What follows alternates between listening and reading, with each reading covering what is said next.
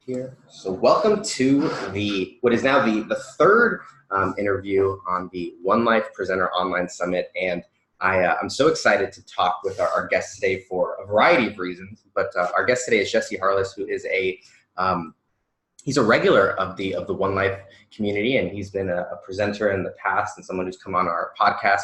And what I'm really excited to talk about today is his new mission that he's been on, and how he's been really helping people who I know are just in so much need. And he's an author, he's a speaker, he's a business owner, a coach, he's a corporate trainer. But I think more than anything, what I love about Jesse is he's just an honest, authentic, real and great guy. So thanks, always for spending some time with us. But I appreciate you hanging out today with the One Life community on the Presenter Summit. Hector, it's an honor. It's awesome. And I'm excited to dive deep.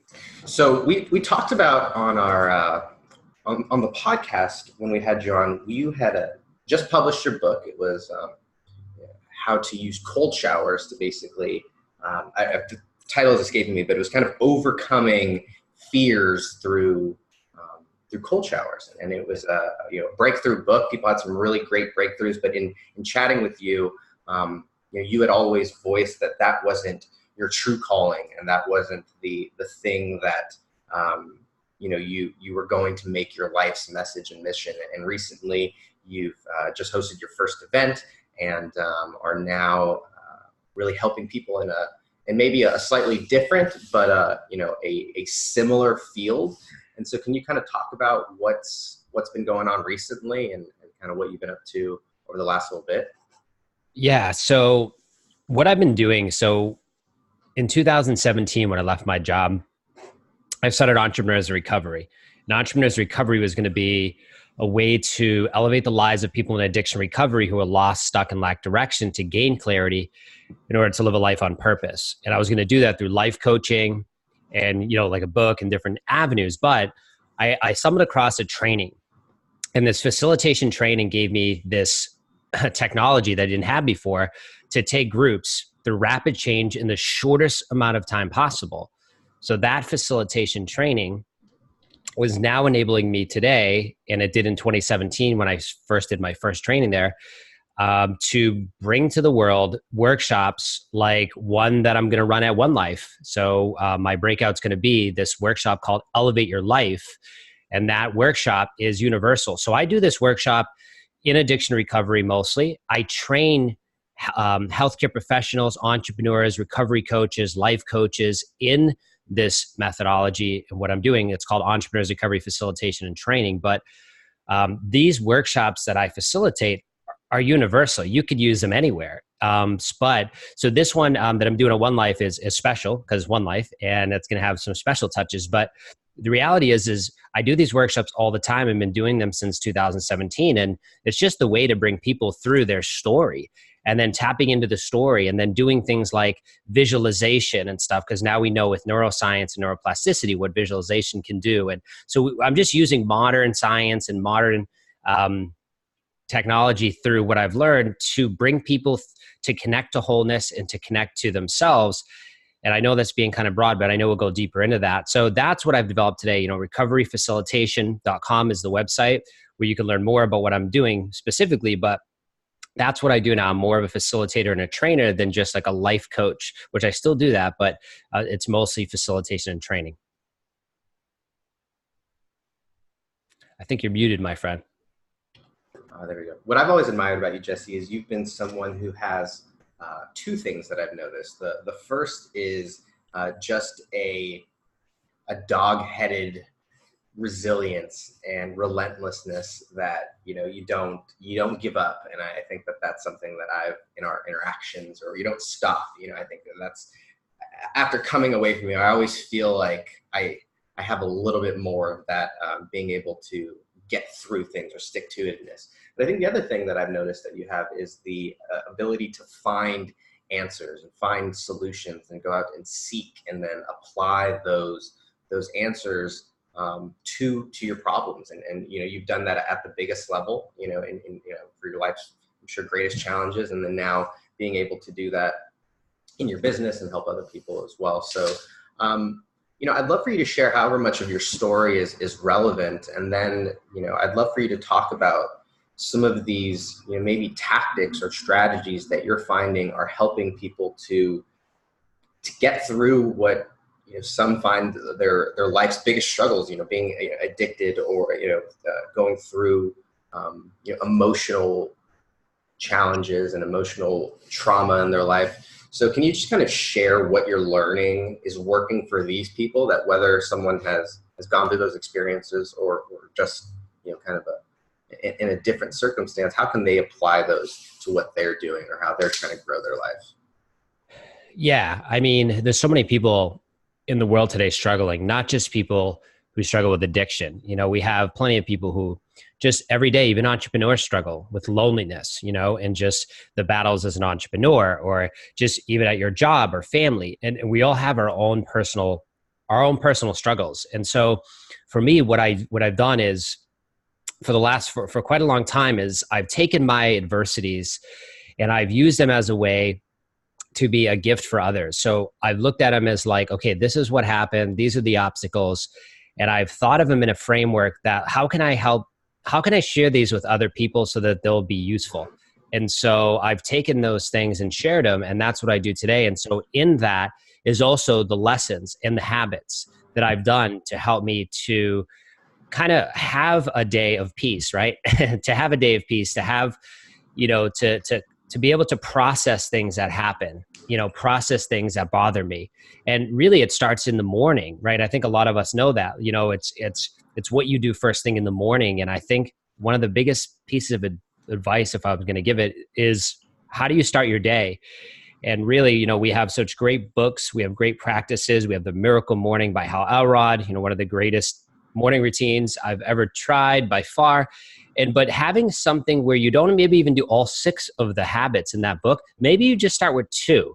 Maybe you just start with getting up, you sit down in your meditation spot or relaxation spot, and you just practice deep breathing. So you just start practicing deep breathing. You take 10 deep breaths, no meditation, none of that stuff, just 10 deep breaths with your eyes closed in a comfortable spot. And then after you do that, then maybe you do a little bit of, maybe you do a guided meditation. Maybe you download Insight Timer. Maybe you go to YouTube and download a Wayne Dyer meditation, something that calls to you. And then that's how you start your day. And instead of jumping into the day and jumping into the routines and jumping into the habitual habits that we have, you start it like that with more of being than doing. And I think that's really where a lot of people can benefit is instead of doing all the time, it's starting the day with being, and then you can go out and accomplish the things that you need to do. But you started it really tuning into yourself. Yeah, I'm curious as I'm trying to play devil's advocate, and I hate that term. I got to find a different term than that. But as I'm trying to come from a different person's perspective, I think about so many people and the word addiction. Maybe it's not to drugs or maybe it's more to a certain lifestyle. I think about certain close family members or certain friends that I've unfortunately had to move on from because they were addicted to this other lifestyle. And my question to you is, I find that a lot of people in that situation are so far from that place, so far from having a meditation chair, so far from thinking about getting up early. So they're so stuck in a different mindset or a different place that I'm curious, what's been your experience in getting someone to open up to these, what may seem weird or what may seem dumb or it's kind of a, I think there's a big mindset shift before someone can even be willing to get up early and go through all these things that you're talking about. So have you experienced it either with yourself or anybody that you've been working with, and how they've got someone to come around and just get started or bring that mindset around to the place that it needs to be to take these actions that you're talking about? Yeah. So if you're dealing with someone who is in that place, and I've dealt with many people, I've been in that place. So, one of the things is holding space for people. So, if you're in a space with someone who's struggling, especially with addiction, especially substance use disorder or alcoholism, I mean, the best thing I can tell you is to hold this space for the person. Be there to listen. Don't bring in your years of great habits and routines when they just really need someone to listen to them. And maybe they don't get that because they're being judged and they have a lot of self-judgment. So I'd say like ground zero is deep listening. Just sit there and be in their presence, and then you can use your positive habits that you use that make you seem like you have it all together to help them when you're able to sit there and hold space so that they can share. And to be honest, that's where the breakthroughs will start to happen for people. When you can hold space for someone who's struggling and really just be there as a presence of listening, that's really where it starts. And then when they are done, when they feel they're complete, then maybe you say something that is relevant using your intuition or your gut to say, hey, maybe this will be helpful. Maybe drinking 20 ounces of water might be helpful. Something like that. But what you've done is you listened to what they said. You didn't say, well, you have to go here, you have to do this, you have to go to treatment, you have to do all this. Now you're just blocking them off because the world is telling them the same thing. So listening, I think, is ground zero for this. Yeah, I've heard that come up a variety of times in dealing, and dealing is the wrong word even, in working with people who are in these places. And so I just saw one of the comments. Lisa said that she really resonates with that idea of listening. And I think that that's something that is the best place to start. And so what's next? You talked about kind of getting up early, getting yourself in a place of silence. Like how does someone tangibly pull themselves from this place? And, from you, where I'm sure you look back and think about where you were X amount of years ago compared to where you are today. How does someone create that massive change in their life that you've been able to do? Well, I think the massive change often comes with a massive wake-up call. So for me, it was a massive wake-up call. And, I had to take a hard look at my life. And instead of waiting, 20 years or 10 years for that to happen, it happened very quickly for me at 22 years old for a wake-up call to look at really, what am I doing with my life? What am I doing with my time? What am I doing with my addictions? And so, I would say to really get started, it starts with the small habits. It does start with that. So it does start with the 5 minutes in the morning of maybe it's just as simple as getting up in the morning and then writing down 3 things you're grateful for. And that's all you do. You just get up and you go, okay, I'm breathing, so that's important. And air is my first nutrition that I've received today. Okay, I'm grateful for air. And then maybe 2 is I'm grateful that I have a place over my head. I have shelter. And then number 3 is I'm grateful when I spend time around water. So I'm going to go and I'm going to take a nice, comfortable shower today. Now, of course, I like cold showers, which is uncomfortable. But let's say that's for that person. They are saying, I just want to be relaxing and I'm grateful for water because water is healing to me. That's it. So it really does start with those simple habits. And I can't count how many times when I talk to people and I say, oh, well, have you thought about this? And they've never heard about it. And I'm like, wow, like I thought everyone knew about that. And how often does that happen to us that we take the things we're doing for granted that we keep to ourselves and then we share it with someone and they're like, wow, can you tell me more about that? And I think that, again, it starts with those small habits that we might take for granted that could be a breakthrough for someone. Yeah. I've found, they talk about compound interest, and I don't know if I heard it somewhere or I definitely can't take credit for it, but the idea of compound effort, I think is something that equally is exponential, in terms of being able to take that small little step today and doing it again tomorrow and doing it again the next day. And when you look up, X amount of days from now, you're in a totally different position. So I'm curious, you're running this workshop. When you think about what goes into it or what needs to happen, and you think about some outcomes of the workshop or the people who are going to it, what are some things that you think are kind of on that checklist? Like, okay, we need to make sure that they do this or they understand this, or like if there were any kind of hallmark things that people are going to take away from the workshop, what do you think those are? Yeah. So the workshop is called Elevate Your Life. And what it does is it's going to ask questions. And these questions are going to be a question like, think about a time in your life when you were at your best. Think about a time in your life when you felt most alive, most proud. And that's a moment in time that we're going to actually journal about. And then from there, we're going to kind of pull out from that story we're going to pull out well, actually what we're going to do first is we're going to pair with someone, and we're going to share that story with someone. Because here's the thing is, that's another thing is, a lot of the stories that we hold, we've never shared with anyone in our whole life. So getting those stories out, getting them out there to the universe, just getting them out there and sharing something like that for someone, it's a small self-esteem booster. And so sharing that, and then hearing another person's story of a moment of excellence, a moment of a time when you felt most proud. So like that way, it's establishing a sense of safety, because you're sharing a story about yourself with someone, and then you're hearing their story one-on-one pair, it's a pair sharing activity. So really the workshop kind of like it works because of the way it's facilitated. It's the way the conversations happen. So it's the content's important, but it's really of how are you creating space and wholeness in a group of people so that they can feel safe to take risks, so that they can share. And I think that's what happens the most in this workshop, is that happens. So after we study something like a moment of excellence in someone's life, we're actually going to uncover what works in their life. And I'm not going to give all the details away, right? Because no one will show up in October. But I'll tell you that the next thing we do is we can cover what's working in someone's life. And we do this to a small group activity. And then from there, what we're going to do is a guided visualization. And this guided visualization, I'm not going to spill the beans, but it is a powerful visualization.